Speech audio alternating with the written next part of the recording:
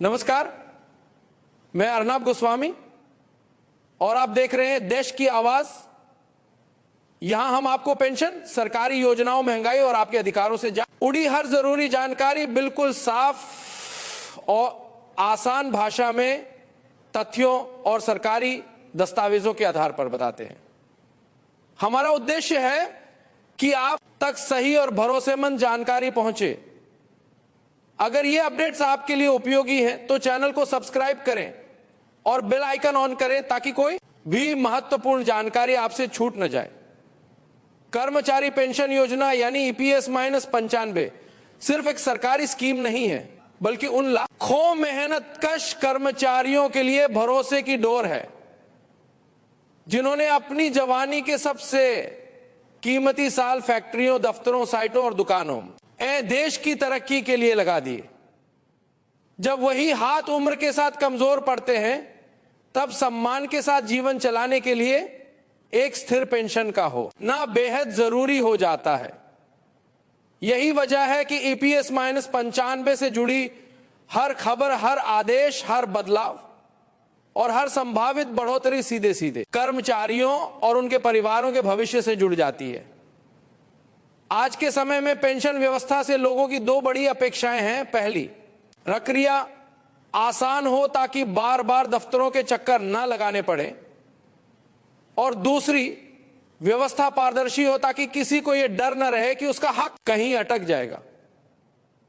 इसी दिशा में digital system को बढ़ाने की बातें भी लगातार सामने आती रही हैं, जहां आपके दस्तावेज, आपकी सेवा का रिकॉर्ड, आपका योगदान और आपकी पेंशन से जुड़ी जानकारी मोबाइल या ऑनलाइन माध्यम से आसानी से उपलब्ध हो सके।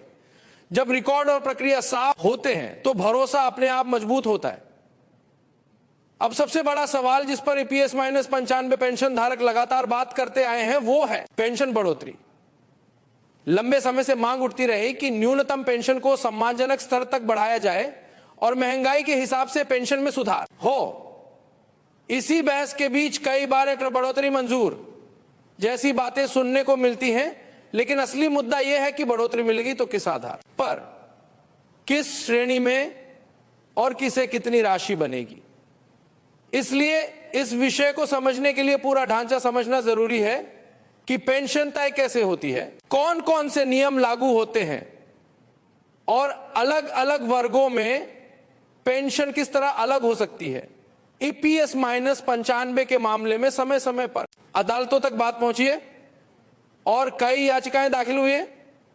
उपलब्ध जानकारी के मुताबिक सुप्रीम कोर्ट में इस विषय पर पुराने फैसलों और बाद की याचिकाओं के संदर्भ में दोबारा सुनवाई की स्थिति बनी और अनेक याचिकाएं दर्ज होने की चर्चा भी सामने आती रही। ऐसे मामलों में सामान्य तौर पर जब पहले किसी बेंच द्वारा फैसला दिया गया हो और फिर उसी मुद्दे के अलग पहलुओं पर नई याचिकाएं आती रहें तो अदालतें कभी उसी स्तर की बेंच के गठन की जरूरत मानती हैं ताकि फैसला न्यायिक क्रम के अनुसार हो सके।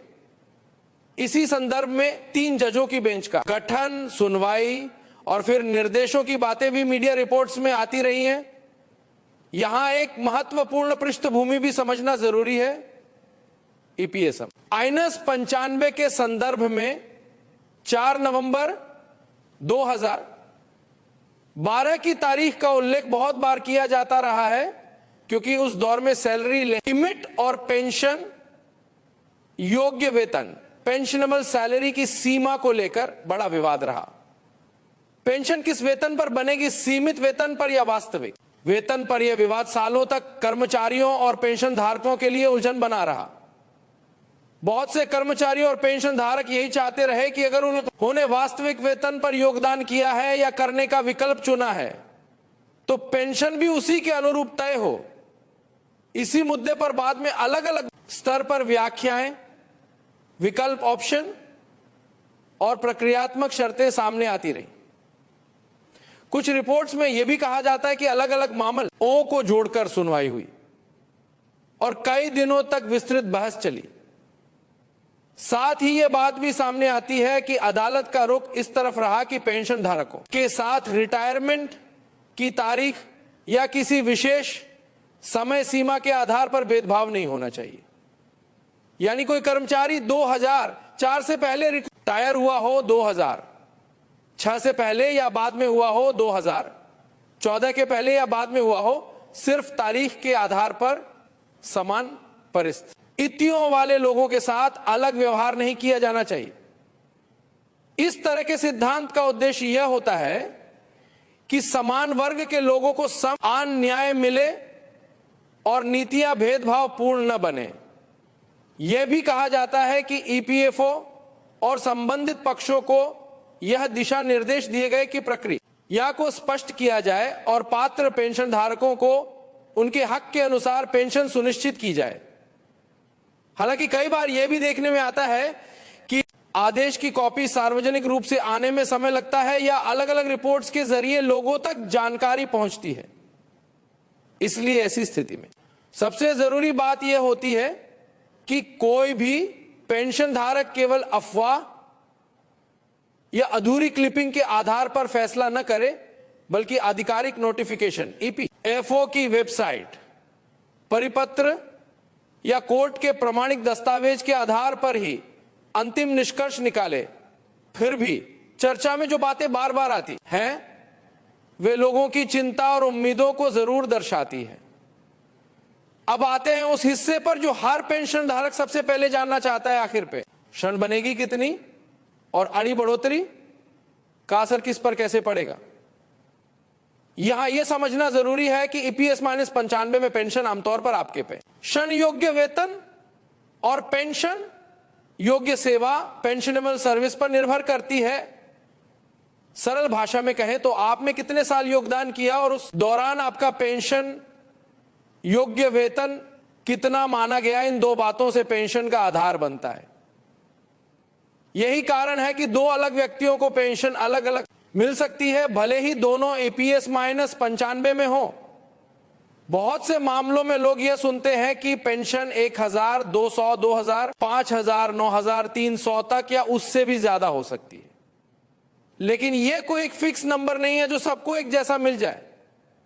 यह स्लैब या रेंज इस बात से बनती है कि किसी ने कितने समय तक सेवा की, कितना योगदान जमा हुआ और क्या उसने उच्च पेंशन, हायर पेंशन का विकल्प का सही तरीके से चयन किया या नहीं।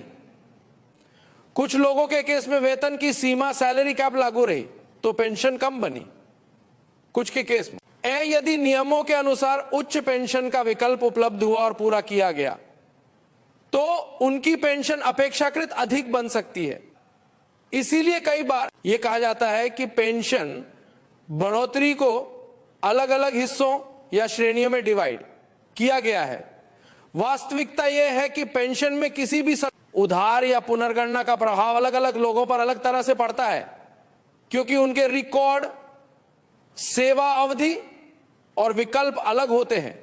कोई व्यक्ति 10 से 15 साल सेवा करके रिटायर हुआ हो तो उसका आधार अलग होगा। कोई 30 से 35 साल सेवा करके रिटायर हुआ हो तो उसका आधार अलग होगा। और जिसने लंबे समय तक योगदान किया हो उसके केस में बदलाव का असर ज्यादा स्पष्ट दिखाई दे सकता है। अब एक और चर्चा बहुत होती है, क्या पेंशन में 500 रुपए की बढ़ोतरी हुई है या नहीं। इस तरह की बात अक्सर सोशल मीडिया, वीडियो, पोस्टर या व्हाट्सएप संदेशों में तेजी से फैलती है। लेकिन बढ़ोतरी किस आधार पर है? क्या वो न्यूनतम पेंशन के लिए है? क्या वो प्रस्ताव है या अंतिम फैसला? क्या वो सभी पर लागू है या कुछ श्रेणियों पर? ये सब बात साफ किए बिना सिर्फ 500 बढ़ गए कहना अधूरी जानकारी बन जाती है।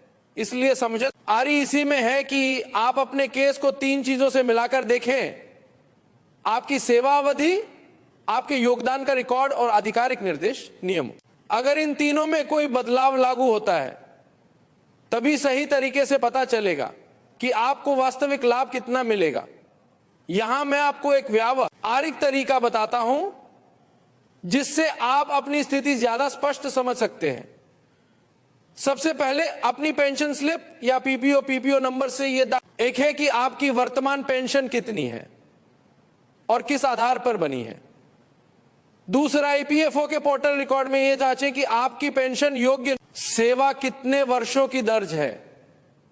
तीसरा, यह समझें कि आपके केस में पेंशन योग्य वेतन किस लिमिट पर माना गया था। अगर आपके रिकॉर्ड में वेतन सीमा के कारण कटौती दिखती है तो संभावित पुनर्गणना का प्रभाव अलग हो सकता है।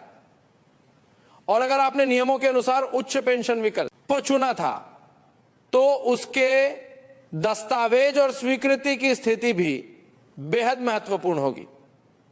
बहुत से पेंशन धारक ये कहते हैं कि उन्होंने 35-35 साल तक योगदान किया है। लंबी सेवा अवधि आमतौर पर पेंशन के लिए सकारात्मक मानी जाती है क्योंकि पेंशन योग्य सेवा बढ़ने से गणना में लाभ मिलता है। लेकिन केवल सेवा अवधि ही नहीं, वेतन आधार भी उतना ही महत्वपूर्ण है।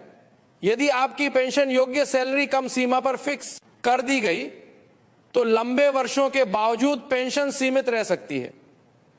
इसी वजह से उच्च पेंशन विकल्प को लेकर इतना विवाद और इतना ध्यान रहा। अब यह भी जरूरी है कि आप यह समझे कि उच्च पेंशन का मतलब सिर्फ ज्यादा पेंशन नहीं, बल्कि सही प्रक्रिया, सही समय और सही दस्तावेज भी है। जहां जहां नियमों में विकल्प की बात आती है वहां अक्सर संयुक्त विकल्प, ज्वाइंट ऑप्शन, डेडलाइन, पात्रता और अतिरिक्त योगदान समायोजन जैसी बातें भी जुड़ी होती है। कई लोगों को यह भ्रम रहता है कि सिर्फ मांग करने से या आवेदन डालने से उच्च पेंशन मिल जाएगी, जबकि वास्तविक प्रक्रिया में सत्यापन, रिकॉर्ड मिलान और नियम के अनुसार पात्रता का परीक्षण भी होता है। इसलिए किसी भी दावे को अंतिम सच मानने से पहले अपना रिकॉर्ड मजबूत रखें। जो साथी पेंशन धारक हैं उनके परिवारों के लिए भी यह समझना जरूरी है कि S-95 में कई बार परिवार पेंशन, विधवा विधुर पेंशन और बच्चों के लाभ जैसी बातें भी शामिल होती हैं। यानी पेंशन का फायदा केवल कर्मचारी तक सीमित नहीं रहता, बल्कि कई स्थितियों में जीवन साथी और आश्रितों तक पहुंचता है।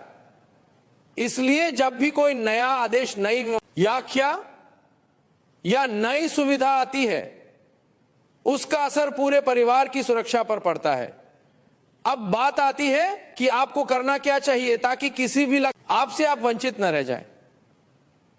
सबसे पहले अपने दस्तावेज व्यवस्थित रखें, पीपीओ, आधार, बैंक विवरण, सेवा रिकॉर्ड और अगर कहीं उच्च पेंशन विकल्प से जुड़ा कोई फॉर्म, स्वीकृति रसीद है तो उसे सुरक्षित रखें। दूसरा, आधिकारिक स्रोत से अपडेट लेते रहे। ईपीएफओ के आधिकारिक जानकारी, सरकारी परिपत्र और कोर्ट के प्रमाणिक दस्तावेज। तीसरा, किसी भी अफवाह से घबराकर गलत कदम न उठाएं। कई बार लोग डर में आकर गलत फॉर्म भर देते हैं या किसी एजेंट के झांसे में आ जाते हैं। याद रखिए, आपका रिकॉर्ड आपका सबसे बड़ा सबूत है। और हां, अगर आप उन दर्शकों में से हैं जो EPS-95 से जुड़े हर अपडेट को ध्यान से समझना चाहते हैं तो आप हमारे साथ जुड़े रहिए। मेरे पे रहे सब्सक्राइबर्स, आपकी जागरूकता ही आपकी ताकत है। जितना आप नियम और प्रक्रिया समझेंगे उतना ही आप अपने हक के लिए सही तरीके से कदम उठा पाएंगे। और मेरे सभी सब्सक्राइबर से एक निवेदन, ये जानकारी उन लोगों तक जरूर पहुंचाइए जो पेंशन के कारण परेशान है या जिन्हें ये रास्ता समझ नहीं आ रहा। कई बार एक सही जानकारी किसी परिवार की महीनों की चिंता कम कर देती है। आखिर में बात फिर वही है, पेंशन कोई खैरात नहीं है, यह आपके वर्षों के परिश्रम का सम्मान है। व्यवस्था का उद्देश्य यह होना चाहिए कि कर्मचारी को अपने अधिकार के लिए भटकन आना पड़े और पात्र व्यक्ति को समय पर सही राशि मिले। अदालतों के निर्देशों और नीतिगत सुधारों की चर्चा इसी लक्ष्य की तरफ इशारा करती है कि भेदभाव न हो, प्रक्रिया साफ हो और लाभ समय पर पहुंचे। लेकिन जब तक आधिकारिक स्पष्टता और जमीन पर क्रियान्वयन पूरी तरह मजबूत नहीं होता, तब तक जागरूक रहना, दस्तावेज सही रखना और सही जानकारी पर भरोसा करना सबसे जरूरी है। मेरे प्यारे सब्सक्राइबर, अगर आप चाहते हैं कि ऐसी ही सरल और स्पष्ट भाषा में EPS-95 से जुड़े अपडेट, नियम और प्रक्रिया आपको लगातार मिलती रहे तो जुड़े रहिए और इस जानकारी को आगे शेयर भी करते रहिए। आपकी एक छोटी सी मदद किसी दूसरे पेंशन धारक के लिए बड़ा सहारा बन सकती है। धन्यवाद। अपना ख्याल रखिए और अपने अधिकारों के प्रति हमेशा जागरूक रहिए।